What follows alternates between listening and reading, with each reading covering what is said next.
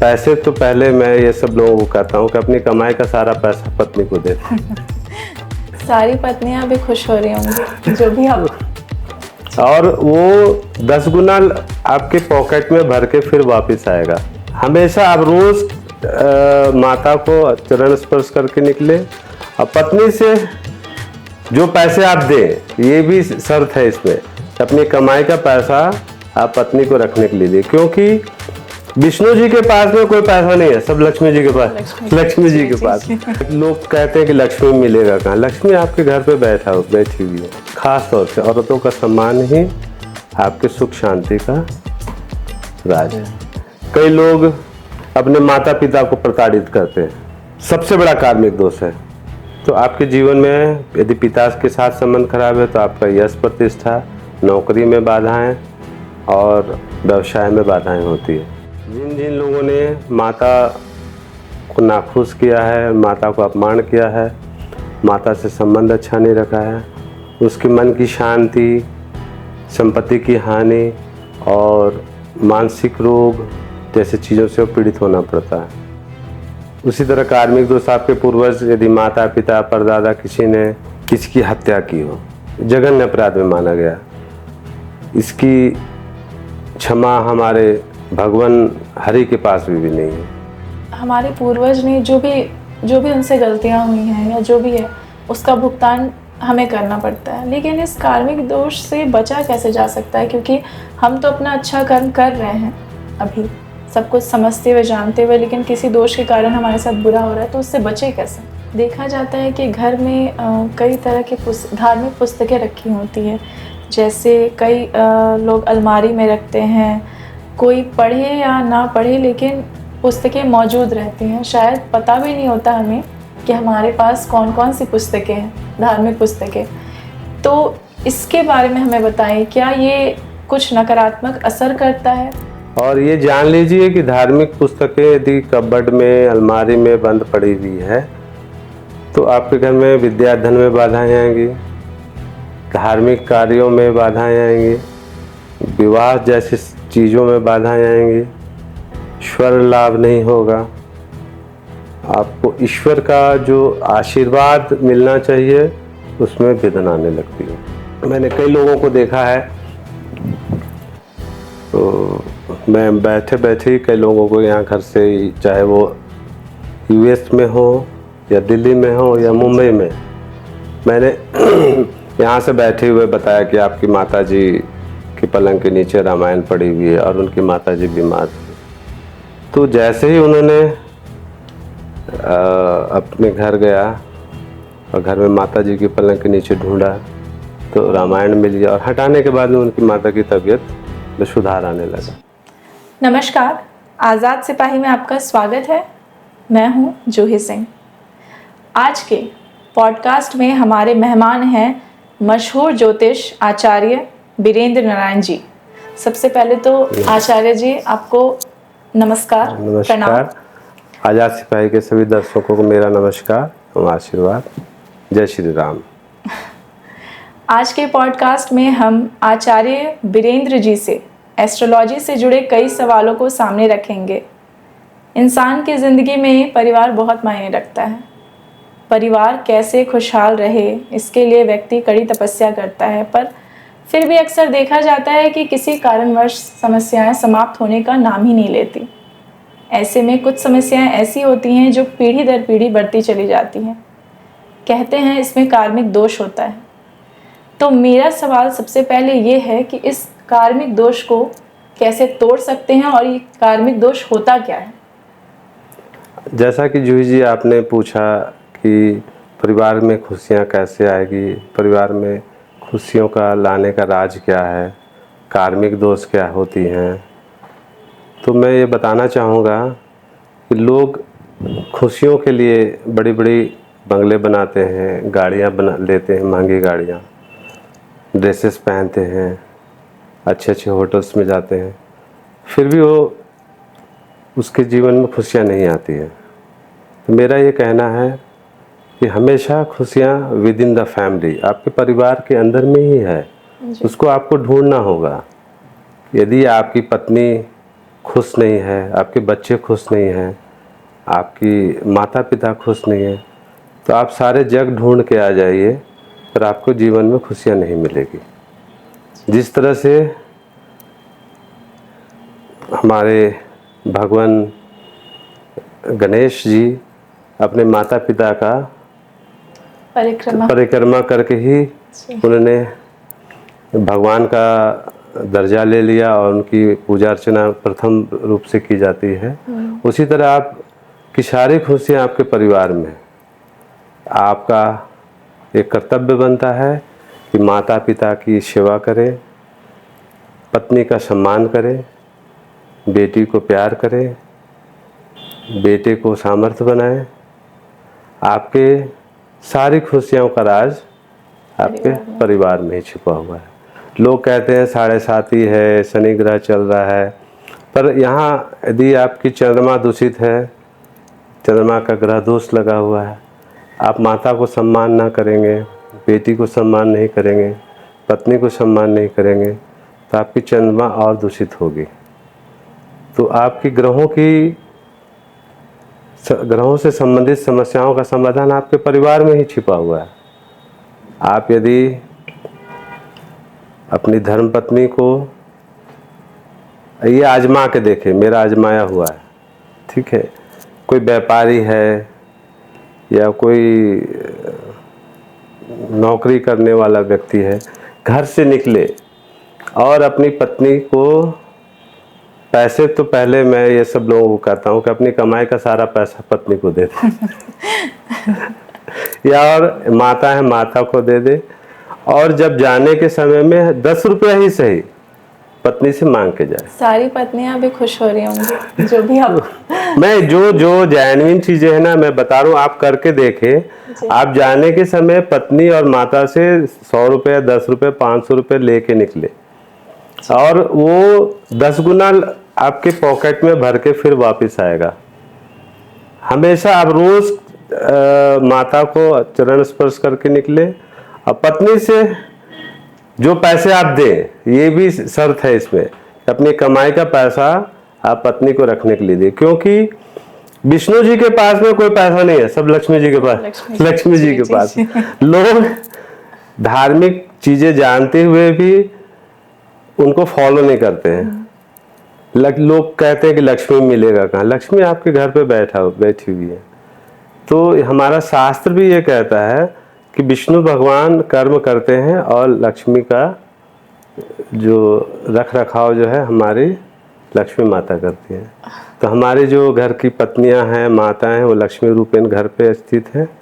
आप उन्हें ही पैसा दें, और जाने के वक्त पे जब भी यात्रा पे निकले, किसी कार्य से निकले, किसी को एडवांस देना हो, किसी का सौदा करना हो पैसा, तो माता और अपनी पत्नी से पैसे लेकर घर से, तो मंदिर से पहले सबसे पहले घर की लक्ष्मी का सम्मान, घर की लक्ष्मी का, घर में माता जो है वो पहली देवी है। उसके बाद भगवान तो है ही, पर पत्नी और माता का एक, और बेटी, खास तौर से औरतों का सम्मान ही आपके सुख शांति का राज है। आचार्य जी, मुझे ये जानना है, कार्मिक दोष क्या होता है? ये तो हमने आपसे जान लिया कि परिवार को खुश रखना सबसे पहली प्राथमिकता होनी चाहिए किसी भी परिवार को बढ़ने के लिए, पर कभी कभी ऐसा होता है इंसान का बुरा टाइम चल रहा हो या जो भी हो, वो डिस्टर्ब इतना हो जाता है कि वो नहीं खुश रख पाता। तो कार्मिक दोष होता क्या है जिसके वजह से ऐसा होता है? देखिए, आपकी जो बुरा समय व्यतीत होता है उसके पीछे ग्रहों का ही राज होता है, ग्रहों की स्थिति होती है। 7.5 हो, शनि ग्रह, राहु केतु, जो भी विपरीत ग्रह की स्थिति होती है उसके हिसाब से भी आपका समय व्यतीत होता है। पर मैं तो अभी काफ़ी दिनों से ये देख रहा हूँ, जब रिसर्च पे रिसर्च करते गया, मैंने ये पाया कि लोगों की कार्मिक दोष इतनी होती हैं जिसका परिणाम वो भुगतते हैं। ऐसा नहीं कि आज का फल आज ही मिलेगा कार्मिक दोष का, परंतु कार्मिक दोष होती क्या है पहले मैं ये बताना चाहूँगा। आप जिन व्यक्ति से आप पूछ लेंगे, हमारे बहुत सारे दर्शक अभी जो देख रहे हैं, उनसे पूछिए तो बोलेगा मैंने जीवन में कभी कोई ऐसा गलत कार्य किया ही नहीं। जी। मैंने लोगों का भला किया, लोगों को पैसे दिए, घर में मैं इतनी काम करता हूँ पर मेरी इज्जत नहीं मिलती है। पर आपका जीवन में ऐसा कोई ना कोई कार्मिक दोष, या आपके पूर्वजों का कार्मिक दोष, आपके माता पिता का कार्मिक दोष आपके जीवन में कष्ट का सबब बन के आता है। कुछ उदाहरण स्वरूप मैं देना चाहूँगा। जैसे आपके पूर्वज किसी धार्मिक स्थल के जमीन को हड़प कर घर बना लिए हों, तो उसकी वंश दर वंश आपको कष्ट मिलता रहेगा। वैवाहिक सुख में बाधाएं होंगी, उनके घर में धन की हानि होगी, स्वर्ण हानि होगी। कई लोग अपने माता पिता को प्रताड़ित करते हैं, सबसे बड़ा कार्मिक दोष है। जब पिता को सम्मान न दें, माता को सम्मान न दें, उनकी देखभाल न करें, उनसे संबंध खराब रखें, तो आपके जीवन में यदि पिता के साथ संबंध खराब है तो आपका यश प्रतिष्ठा, नौकरी में बाधाएं और व्यवसाय में बाधाएं होती है। जिन जिन लोगों ने माता को नाखुश किया है, माता को अपमान किया है, माता से संबंध अच्छा नहीं रखा है, उसके मन की शांति, संपत्ति की हानि और मानसिक रोग जैसे चीज़ों से पीड़ित होना पड़ता है। उसी तरह कार्मिक दोष में सबसे महत्वपूर्ण रखा गया है जो माता पिता का सेवा करना। यदि आपने माता पिता के साथ गलत कार्य किया है तो आपके जीवन में कभी खुशियाँ नहीं आ सकती हैं। मैंने कई लोगों को ऐसा देखा है कि पत्नी के रहते हुए भी या ना रहते हुए भी किसी अन्य कन्या के साथ में व्यभिचार बोलिए या ज़बरदस्ती किसी का गलत संबंध बनाए हों और उसकी श्रापित दोष आपके जीवन में कष्ट लेके आए। वो आज आए कल आए, जैसी ग्रह की स्थिति आएगी और अनेक तरह की कष्ट आ सकती है। आपको उस श्राप दोष से जेल यात्रा हो सकती है, वैवाहिक सुख में विघ्न हो सकती है, व्यवसाय बाधा आ सकती है, शारीरिक कष्ट हो सकता है। इस तरह से और कार्मिक दोष सपोज जो ज़्यादा महत्वपूर्ण मायने रखता है, मैंने अपने जीवन में जिन लोगों को देखा है, किसी ब्राह्मण का अपमान करना, जो धार्मिक कार्य कर रहा हो और उसको विघ्न डालना या ब्राह्मण को गाली देना या अपमान करना या उनके धन का क्षय करना। उसी तरह कार्मिक दोष आपके पूर्वज यदि माता पिता परदादा किसी ने किसी की हत्या की हो, जघन्य अपराध में माना गया, इसकी क्षमा हमारे भगवान हरि के पास भी नहीं है। भगवान विष्णु भी इससे माफ़ नहीं करते हैं और उस पूर्वज की गलतियां जो है, जो उनकी पीढ़ी दर पीढ़ी भुगतते रहती है। या फिर बहुत सारी चीज़ें और हैं, जैसे आपने किसी का धन हड़प लिया हो, ज़रूरतमंद व्यक्ति जिसके पास में धन की भी कमी है और आपने ज़बरदस्ती से छीना हो, आज आप उसका भरपाई करें, आपके नेक्स्ट जनरेशन भरपाई करें, लेकिन करना ही पड़ेगा। और आप फिर देखते हैं कि नहीं हमारे घर में इतनी परेशानी आ गई, धन की हानि आ गई। आप व्यक्तिगत रूप से आप देखेंगे तो फिर पता चलेगा कि नहीं हमारे पिताजी ने किसी के साथ में ऐसा धोखा दिया था, मैंने ऐसे धोखा दिया था, आज मेरे साथ भी वही व्यतीत हो रहा है। तो एक लंबा टॉपिक हो जाएगा कार्मिक दोष के संबंधित बातों को रखना।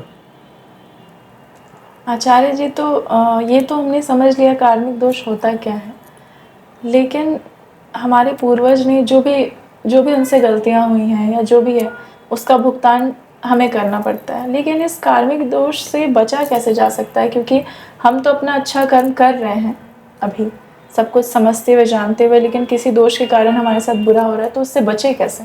देखिए ऐसा है कि आपको मैंने पहले ही बोला कि आपको लगता है कि आप अच्छा कर्म कर रहे हैं, कि मैं हमेशा अच्छा करता हूँ, अच्छा किया हूँ। जिस तरह से आपके पूर्वज का प्रॉपर्टी की बंटवारा में हिस्सेदार होते हैं, उसी तरह से उनके बुरे कर्मों का पाप कर्मों का भी फल आपको ही भी भुगतना होगा, पुण्य कर्मों का भी भुगतना होगा और पाप कर्मों का भी जी भुगतना। आचार्य जी, बस इससे बचना कैसे है? बचना ऐसा है कि ये आपको जितना धार्मिक कार्यों में लिप्त रहेंगे, सत्संग में लिप्त रहेंगे, धर्म के प्रति आस्था रखेंगे, भगवान के प्रति आस्था रखेंगे, आपको अच्छे कर्मों के लिए हमारे गुरु, हमारे भगवान प्रेरित करेंगे। और कौन नहीं जानता कि हत्या गलत चीज़ है, किसी का धन हड़पना गलत चीज़ है, किसी कन्या के साथ में व्यभिचार करना गलत है। तो आपको संयम बरतने के लिए हमारे ईश्वर की आराधना करेंगे, वही मार्गदर्शन करते हैं। धार्मिक दोष से बचने के लिए तो माँ बाप से संस्कार तो मिलता ही है कि भाई आप ये मत करो, ये मत करो। बचपन में जब आप एक बार आग को छू कर देखते हैं, हाथ जलती है तो आप उससे छूना बंद कर देते हैं। माँ बाप भी सिखाते हैं ये आग है, इसे मत छुओ। हमारे स्कूल है उसको समझाने के लिए। आचार्य जी, मेरा अगला सवाल आपसे है। देखा जाता है कि घर में कई तरह की धार्मिक पुस्तकें रखी होती है, जैसे कई लोग अलमारी में रखते हैं, कोई पढ़े या ना पढ़े लेकिन पुस्तकें मौजूद रहती हैं। शायद पता भी नहीं होता हमें कि हमारे पास कौन कौन सी पुस्तकें हैं, धार्मिक पुस्तकें। तो इसके बारे में हमें बताएं, क्या ये कुछ नकारात्मक असर करता है? रखना चाहिए, नहीं रखना चाहिए, क्या करना चाहिए हमें? ये बहुत अच्छा सवाल है और इसके विषय में मैं पिछले 10 वर्षों से लोगों को समझा रहा हूँ, लोगों को ज्ञान दे रहा हूँ कि कोई भी धार्मिक पुस्तकें, रामायण, गीता या अन्य भी धार्मिक पुस्तकें जो हमें कहीं दुकान में मिलती है, कोई गिफ्ट में देते हैं, कबर्ड में, अलमारी में बंद करके रख देते हैं। और उसका ना तो पढ़ाई हो, कोई पढ़ते हैं, ना ही उनका सम्मान होता है। बहुत लोगों को तो मैंने देखा है कि पलंग के नीचे कबर्ड पे बंद करके रख दिया।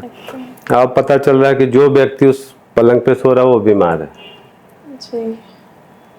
तो जब मेरी साधना में ये शक्ति आई और दिव्य दृष्टि आई, तो आज मैं किसी भी कुंडली को देखकर उसके घर में किस कोने पे कौन सी पुस्तकें बंद पड़ी हुई है, किस कबर्ड में रखी हुई है और उसका क्या नकारात्मक ऊर्जा आपके घर में प्रभाव डाल रहा है। तो आप से एक निवेदन है कि आप उतना ही पुस्तकें लें जो धार्मिक पुस्तकें आप मंदिर के पास में रखें और उनका सम्मान हो। कई लोग आचार्य जी मंदिर में रामायण, गीता ये सब रखते हैं, वो पढ़ते नहीं है लेकिन उनका सम्मान करते हैं, मतलब पूजा जैसे हम करते हैं तो उसे भी करते हैं, पूजा लाल कपड़े में लपेट के रखते हैं।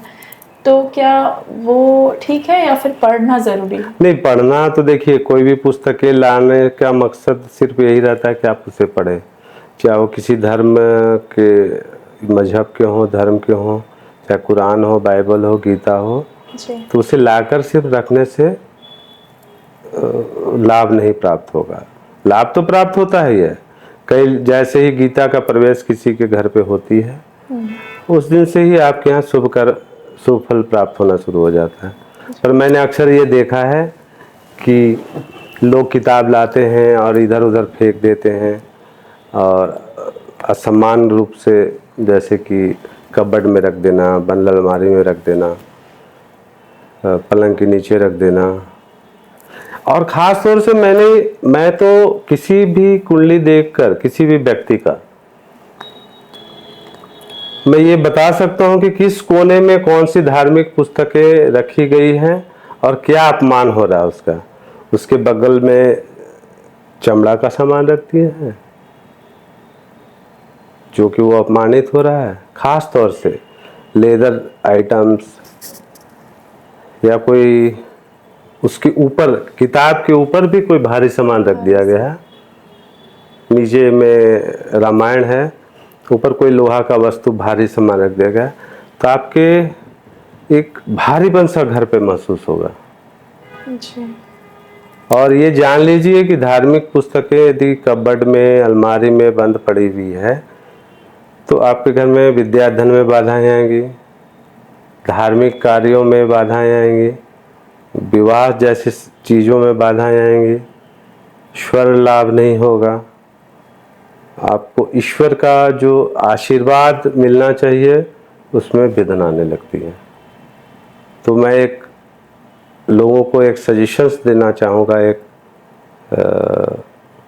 कि यदि आप धार्मिक पुस्तकें खरीदते हैं या गिफ्ट में मिलती है, उसे ससम्मान उसी स्थल पे जहाँ पर आपका पूजा है, जो कि नॉर्थ ईस्ट कोने पे होना चाहिए मंदिर के बाहर में जो हमारा लकड़ी का स्टैंड होता है जी।